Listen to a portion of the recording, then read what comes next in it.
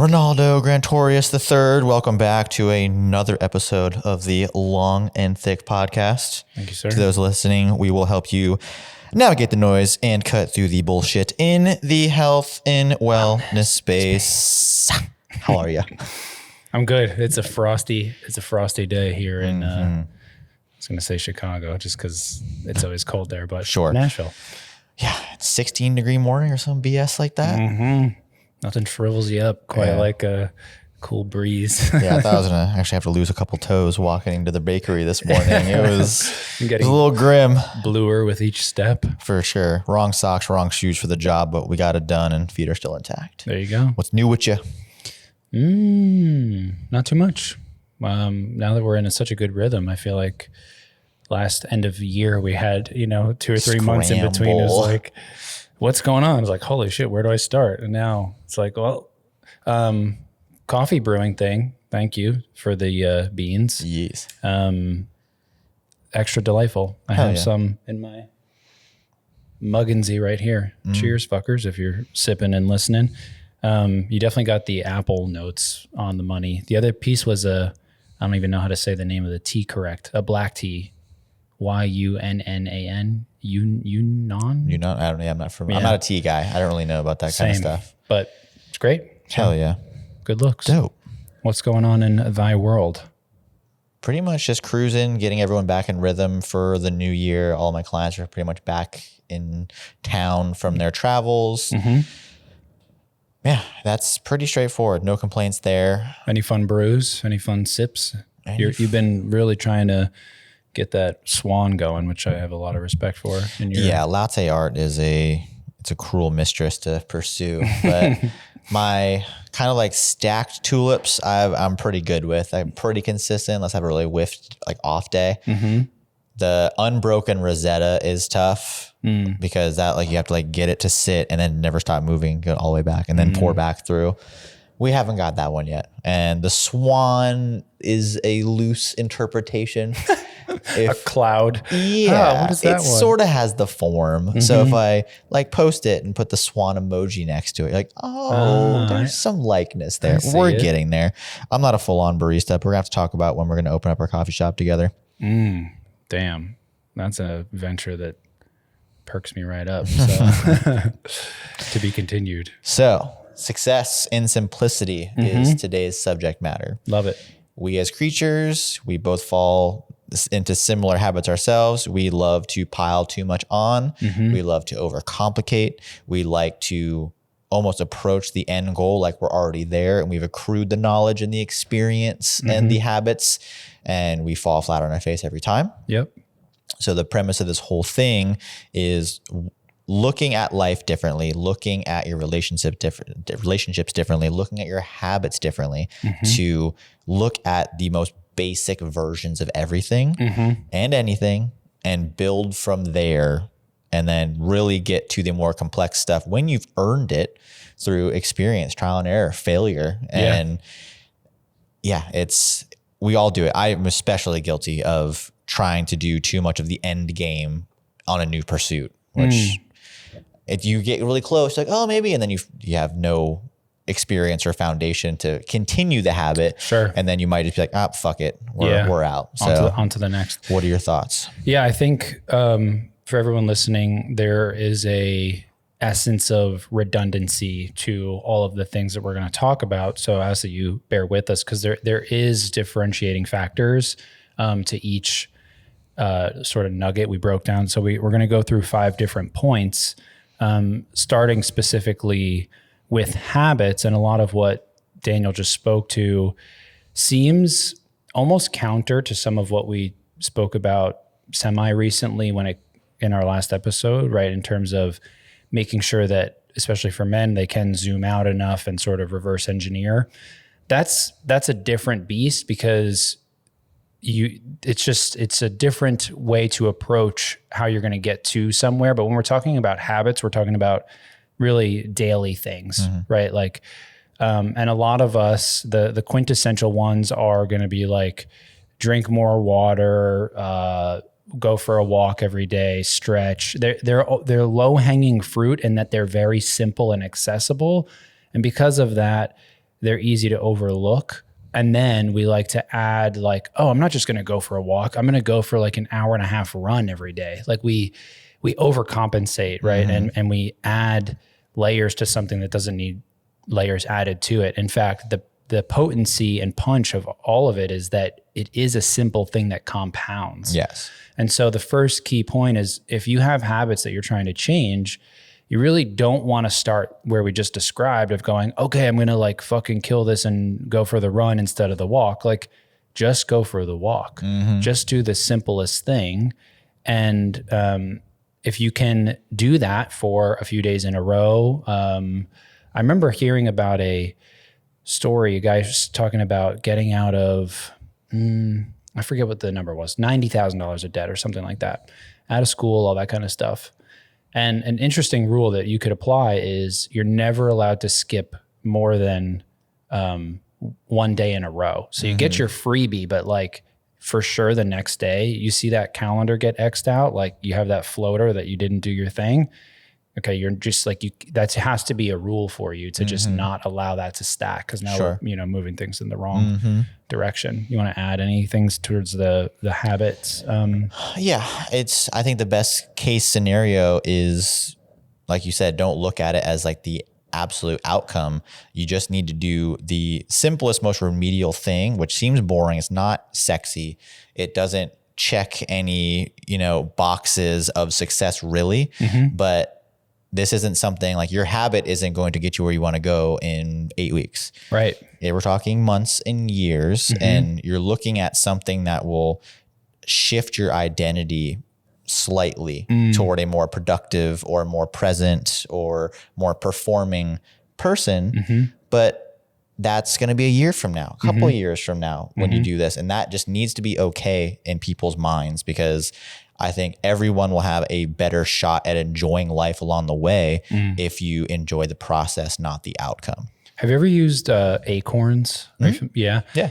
Yeah. A lot of that's coming to mind as you're, speaking to this, like $2 a day or 30 cents rounded up on every purchase or whatever. Like, I think the other big pitfall is we're so conditioned to see and sense and only be moved really by like more drastic changes that it just feels so insignificant because it is. Yeah. But in a year's time, 30 cents, sure. Okay. You add it up, blah, blah, blah. Over the year, it's getting interest. Couple $100. Right. And then if you scale that up and it's not 30 cents and it's $20 every time, like, wow, okay, now we're getting somewhere. And it goes pretty quick. So you have to be in it for the long haul, but start on the micro level, like just deal with your daily and just thing. be okay with that and know that, I mean, by science, by the data, by just anecdotal evidence, the smallest things done well over time will be your biggest ally, your biggest changing, performing traits that you've added to your repertoire. 100%. And, we talk about habits and how to keep them going. An easy one we talked about last time was just having like time blocks or habit stacking anchors. Like any goal we've talked about, you need to have an exact process that you want to do and exact time constraints as well. If you say you want to walk more, well, that's aimless. But if you give it constraints where you have a trigger and a lapse of time to complete it, it's like when I am done with lunch, the minute I put my plate in the sink, I set a timer for 20 minutes and I walk for 20 minutes and then you're done. It's an in and an out point and a trigger that causes it. Yeah. And those are the things, and they can be even smaller than that. If you want to take something with you, I use this one all the time. If I want something to be brought with me the next day, I will find it and put it next to my wallet, whatever that thing is, because I'll forget it in the morning.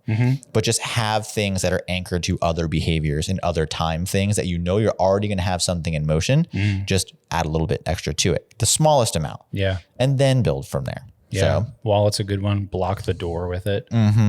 Put it somewhere that's like fucking ugly or you're like, God damn it. Yeah. I need to move that. Oh yeah. I have to take it with me. That's why I set it on the door. So just make it like you said, like you cannot miss it. It's going to be in your way. And then I also use alarms and alerts on my phone like a motherfucker. It's just the minute I think of something, I'm like, I need an alarm set for 3 p.m. for this. Sure. And that way I don't get to forget about it. I don't really get to, I mean, sure, things happen. You have to pivot here and there, but you'd be surprised how often you can stick to the plan if you just give yourself one. The beauty of all these things too is that it offloads your subconscious from needing to like feel bogged down from remembering, fuck, what was I going to do at 3? Like, I set the thing. I don't care anymore. Once that thing comes back up, then I'll be able to go do it. And the same idea with the time constraint, like you're not trying to look at your day as it's unfolding and go, when am I going to do the walk? When? Well, I have to see this person. And then I had this call come up and then I got to do this other thing. Like, nope, you already picked. It's already decided. Yeah. Like, so, you know, make them make sense for you. Moving on. Yes. Number 2. Yes. Fitness.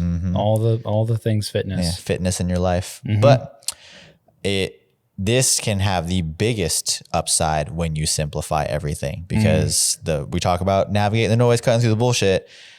Everyone loves to tell you, and I was a victim of this for almost a decade, that more is more. There's something always left on the table. There's no such thing as overtraining. You're somewhere in your life, you are lazy and you could be optimizing this. And the human body, now we both know better than ever that you really do need to be doing much more with less. And you don't need 10 exercises a day. You don't need 6 days a week in the gym. You don't need all these interval things in between it. And you don't, not that they're not valid, but you don't need all these recovery modalities on top of it. Right. You just need to pick bare minimum 2-3 days a week, pick 4 or 5 exercises and just get really good at those. Get your body comfortable with those, get your intensity output progressing on those, and just do that. Master the simple stuff, scale it way back. But especially in our consumerist and everyone has to shout something obscure from the rooftops to try to sell something. Our programs and our approaches and these weird novel little tricks that are hacks for the body. It's like, no, like we're just making shit up at this point. Literally 4 or 5 exercises, have it be comprehensive to multiple parts of the body, and just do them very well for a very long time. And you will outpace every motherfucker buying that dumb shit and changing their mind every 2 weeks. Yeah. I think I'm glad you spoke to the buying side. This is a consistent thread that goes through all of these things. And sadly, everybody's fallen into this hole at some point, but you purchasing something to like help your habit is not going to do it. You getting the new shoes for the gym is not the piece. Whatever thing you think you can buy to fast track these parts of what we're talking about, you're missing the point, and you've been lied to very effectively. You're not dumb. This is like really, really strategic, thought out, tactical, aggressive marketing that is the undertone of our existence, right? In the Western world. But yeah, the simpler, the better. And the longer, the better. And so if you are changing things aggressively all the time, when people come in and they're like, yeah, I'm on a new 3-week block. I'm like, 3-week block? Yeah. Like You'll just get the motor pattern down by then. Just barely. And also like, you can't even like lunge. What are you doing new now? Like if this is maybe applicable for somebody who's so elite when they're looking for these super, super specific little changes, maybe a 4-week block of something, but this is such an outlier case. It's almost, I'm reluctant to even have said that, because no, it's not for you. I promise. Like, you don't need that. Think year or 3, right? Yeah. His name is also, because we're talking about the buying thing, which is such an easy way to distract yourself. And I forget, there's a scholar that this is named after, the phenomenon, but basically there is a pattern that emerges in human behavior where if you buy one thing, it usually opens up a sequence of events of purchasing further by reference. So the minute you have one, especially a large one, and I've done this myself. Sure. Plenty of times. Probably every time I buy something, I'm like, what's a little more? And it starts with the D. It's an old scholar that's named after. But yeah, if you're trying to buy things to support your habit, you are by its very nature admitting that you don't want to do the habit. You're bypassing it. 100%. You're adding tools to the trade that you just have to do the work. Yeah. It's always about doing the work, and don't think about, by the time, I want to be this by this time and this thing will help me. No, just do it. Don't even think. There is no end point, because we're looking for identity character shifts. Something that, if you want something that you think or know will improve your life and your existence or the people around you, that eventually through work and practice and simplicity needs to be as close to sleeping and brushing your teeth. That's just, it is part of the day. It's not going anywhere. That's what you're looking for. And you're not even looking, it will happen naturally as long as you stick with it long enough. But you need to be able to simplify it in order to stick with it long enough and not buy shit along the way. Yeah. Powerful. Yeah. The other piece we had written down was talking about searching for that novelty hit and the accompanying soreness. Don't let that be your guide, because it does not always equate to making progress. Yeah, and more often than not, it's not. Right. Yeah, and so it's diametrically opposed. It's very misleading, right? And so don't be afraid to scale things back and just keep it simple. Anything else to add into the fitness bucket? No, I mean, I like that you said that don't be afraid to scale things back. You should be constantly challenging and testing yourself and your behaviors to see what else you can get rid of. Obviously you're probably not going to get the most out of, say, your gym time. If you say you pick 3 exercises and one set of each, you need a little more than that by the science. But you should kind of always be checking but not in. that much. Right. Yeah. And you should always be testing yourself of like, what can I lean out in this behavior? How can I simplify it more to just get your focus on it and your repetition on it even better and more ironclad? And that's something that I've been better about, but I'm just doing that almost to remind myself, you other people, that should be your check-in. Yeah. Is how do I make this more efficient? Yeah.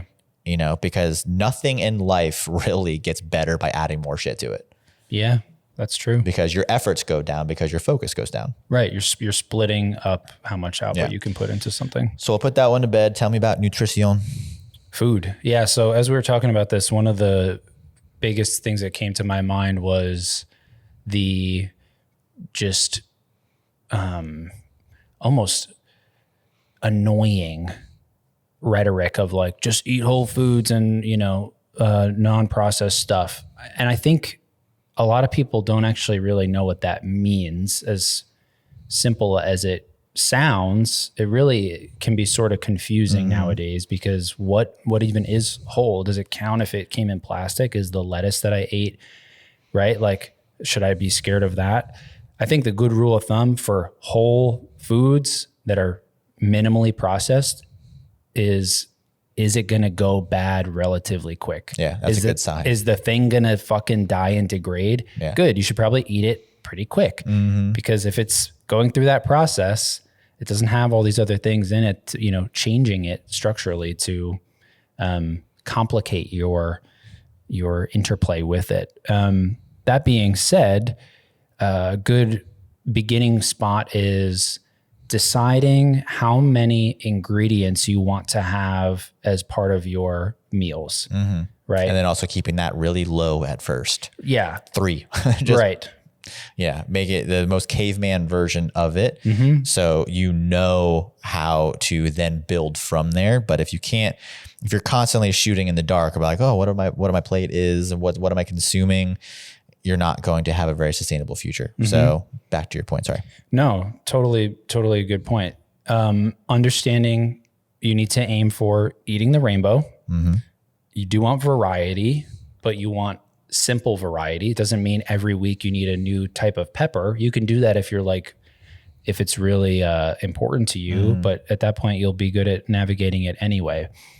Knowing what a protein is, what a carb is, what a fat is, aiming for these 3 targets per meal in good ratios, keep them colorful, keep them the same, try to eat the same shit for 2 weeks and see what happens. Yeah.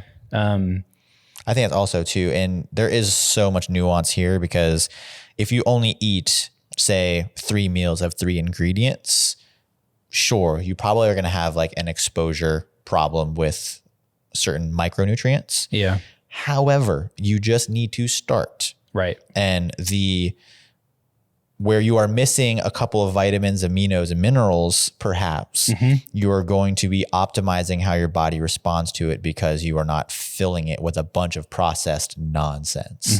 And that is the greater good. That is like someone saying that, oh, well, Diet Coke causes cancer, which no, but also the one diet soda, which is saving this person who may have a problem with drinking soda, helps them lose weight, which then helps their heart and their organs. Yeah. And bigger win. Yeah. Without a doubt. Look at the bigger win. So I would say, to your point, start with 3 meals of 3 ingredients and do systemize that. Same thing, 2 weeks, 4 weeks. 1, see how you feel. I guarantee you it's better. And then 2, then you can play a little bit.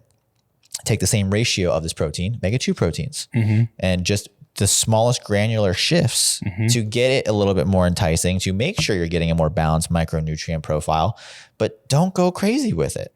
And back to the original question of like, oh, what's a whole food? The easiest way to think about it is, did it come from an animal? Did it come from the ground or a plant? And that's about it. Right. And if it has more than 1 or 2 ingredients in it, then you know you're probably up Schitt's Creek a little bit and you're not doing the best that you could be doing. Sure, there's also money and convenience and access to some of these things, but you can do it. Like, yeah, everyone lives next to a grocer. There are very easy, budget-friendly means still in whole food categories. Yeah, don't worry about buying organic. Right. That is a fucking Farce. ploy, scheme, pile of shit. Just simplify. Don't even worry about if you still have some processed stuff in there and you're still trying and beginning to do these things, you're still going to win. You're still better off. Yeah.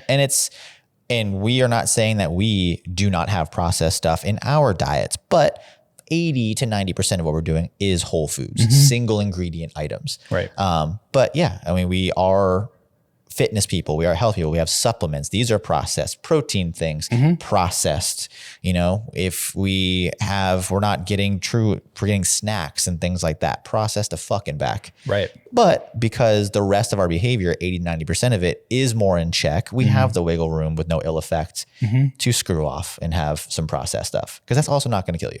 For sure. Yeah. So all processed stuff at excess might kill you, but right. And yeah, it gets really murky. The whole point of simplifying is empowering you to just have some tools to look at the bigger picture and filter out some of the stuff.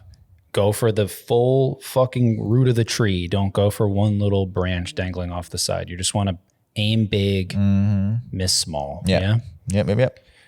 Cool. So bringing us on to number 4. We are chatting about sleep.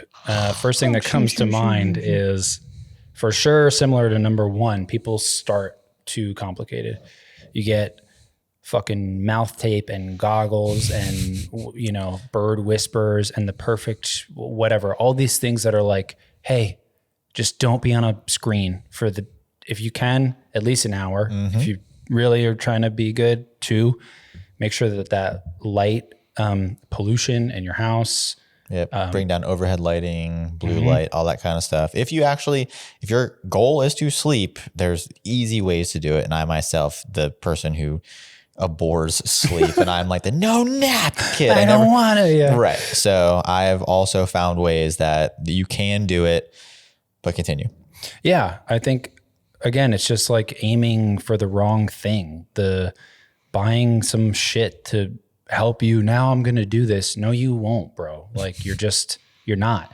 Just fucking do the thing. Just change the behavior. The minute you're purchasing something to support it, you are pretty much admitting that you're not going to do it. Right. Or that you need some kind of assistance that now that I have this, I will suddenly feel so compelled. Nah, you won't. Trust me, you will not. So you got to start with just the simple piece of make it really dark, make it sort of cold, and just at first you're going to be fucking bored. You're not going to be tired. Your schedule's going to be all trashed. Yeah, your brain's going to be reaching for distractions Fine. and input and dopamine via your phone. Big thing that works for me, and I still do it now, is when I choose, so my pre-hour out point is my phone's out of the room and computer turned off, lights are low, it's locked away. I'm not going to see it till the next morning. And then... And is it bricked? It is. It's currently bricked also. You like that brick? It's been nice. Shout out. So if anyone has issues with their phone and being distracted by it, the brick, non-affiliated, is still a very, very cool resource. Yeah. So I've been able, so I had to unbricked for a second, like longer than I probably would have, but I'm pretty much down to 90 minutes of non-bricked time a day. Nice. So that's a big change. Yeah. So now, granted, that probably laughs in the face of what we're talking about, but that was one small basic thing of just like limiting what I'm doing with my phone and my dopaminergical distractions, which then allows me to get much easier with my basic and simple decisions when I'm not distracted by that bullshit. Yeah, because the concept of it is the same things we're getting at endlessly, is that it's a forced pause. It is just a disruptor for the norm. Yeah. So what other disruptor can you have where initially, you're not going to want to go lay down. Oh, now I finally have this time to myself. And I get that. Like I fully understand that there is a beauty in the ignored phase of the evening where you're just, people like expect to be left alone, right? You get a text at 7 and it's like, oh, sorry to text you late. You're like, oh, interesting. Yeah. This is different than at 5 a.m. when you're like, bitch, are you still good today? I'm like, it's 5 a.m. Like this was appropriate, but the 7 p.m. was your, sacred time. So that's almost cultural too. I also feel like too, with how fast-paced consumerism has gotten and whatever post-COVID business culture, I feel like that sacred time is getting less and less. Sure. I have tons of clients, colleagues, friends, what have you, that are like, oh my God, like it's 9 o'clock. Why are you emailing me or texting me? That just seems to be the norm. Like I don't feel like anything's sacred anymore. Yeah, that's fair. And we will get to that in a moment in our next nook. But the sleep really is honestly the thing that I think can take the least time to go through.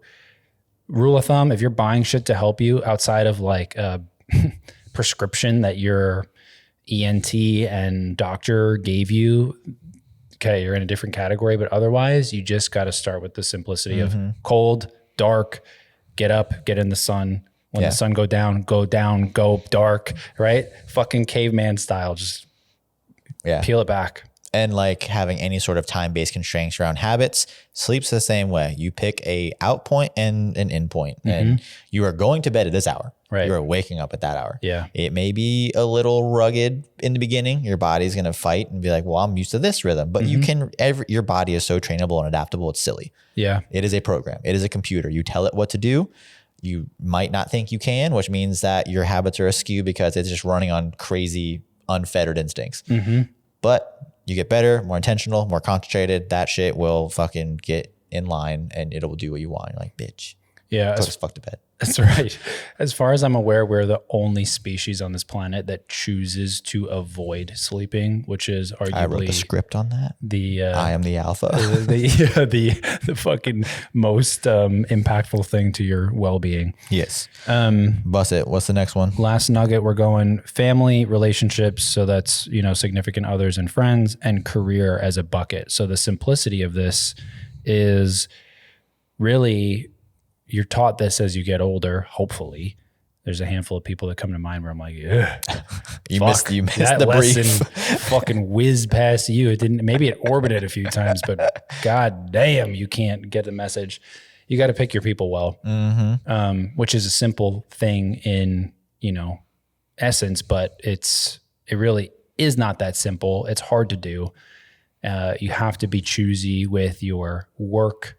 The thing you just said about getting emailed at 9 o'clock, like that kind of shit is like not acceptable behavior. You know, you have to have boundaries in place. And you need to put your foot down too. And I am also usually not just full admitting I am not the best at that. I'm like, well, like I can just, I'm here. I can do whatever, but like you shouldn't have to, and you need to stick up for yourself better. I have a couple clients, man, that like I root for them so hard because it almost looks like it sounds like they're trying to get fired, but they're securing their position because like, no, this is exactly what I'm doing at this time, and I'll see you on Monday. Yeah. Don't and if you fuck don't with like it, then. And it's just like, no, that's like baller. It is. And it's actually normal because what I understand there's a different dynamic with work in particular. There's lots of shit to unpack, but the true side of it is like, how are you willing to be treated? Is it the same way that you would allow your friends or your family to treat you? If that's like shit, you're probably going to be down with the shitty job where you're asked too much, paid too little, you know, overextending. And those themes need to be sort of reduced down and revisited, which is maybe the hardest part of all of this is, you know. Oh, it's anxiety inducing on top of the anxiety that's already there to begin with. Yeah. So I think an easy one of simplifying it is just look at your interactions, whether it be career, relationships, friends, family, and just, again, this is a rudimentary check-in with yourself. But if you're feeling consistent anxiety or pressure or heaviness in your chest around these things, just put it down on paper. Okay. Out of 1 out of 10, or like, what's the balance between percentages of how much am I feeling good around this situation? How much I'm feeling bad? If it's like below 60% good, it needs to go. Yeah. I'd say even 70, just to be really liberal. Cutthroat. Yeah. About your peace and your happiness. Right. And it starts to feel good after a while, because we talk about not wanting to overextend. It's so easy to overextend out of being diplomatic or honoring time and investment, things like that, especially with career and relationships. I'm not giving people instruction just to burn everything down. No. But plenty of people stay in dead end positions in many walks of life just because they're not honest with how bad they're feeling during it. Yeah, which is a really difficult thing to do. They have a shred of hope that they're like, oh, well, this can turn around. It's like, it hasn't yet. But you're right. So why are we tolerating that? The beauty is the more refined these things become, the less split you are right across them. And so you have more room to connect in deeper ways, give very generously, receive very generously. You'll be sort of dumbfounded by the things that people who you really care about, the work that you really care about, will do for you as well as you for it. And so there's this natural, excellent reciprocation that happens that you're probably not experiencing if you are trying to be the jack of all trades to all people, which you were never meant to be. Right. And so that is a big, ugly cross to bear that you really don't need to, nor should you. Yeah. No, that's huge advice, because if you do not have the open thought and bandwidth to be your most generous and receiving self, you're just not going to be. Yeah. It's just going to be noise. And I've been there. It's like, you're just trying to balance too many spinning plates. It's all anxiety. It's just like, you need to let all them shits fall, break, and then start over. And the people that are there after that is a good, way to sort of distill down. I remember really early on, we were talking about people who are starting their fitness journeys in particular tend to go through these shifts with their friendships, maybe partnerships, maybe there's family strife and whatever. Work doesn't really feel like it applies that much necessarily, unless you're like a professional cigarette smoker and you're like, yo, I gotta stop sampling these darts, man. I'm trying to be healthy now.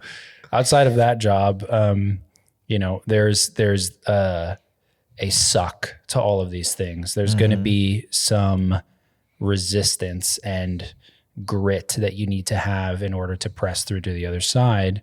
So don't be under the impression that all the things, although we're saying make it simple, that it's just going to be easy. There will still be friction, but your ability to stay dialed in on that change in any of these categories, and ones that we didn't list, that you're going after, is a good sign that you're heading the right direction, but you need to be willing to embrace some of the suck and get to the other side of it. Yeah. And one small little thing talking about simplicity is you need to be able to openly communicate about simple needs. And this is friends, family, relationships, career.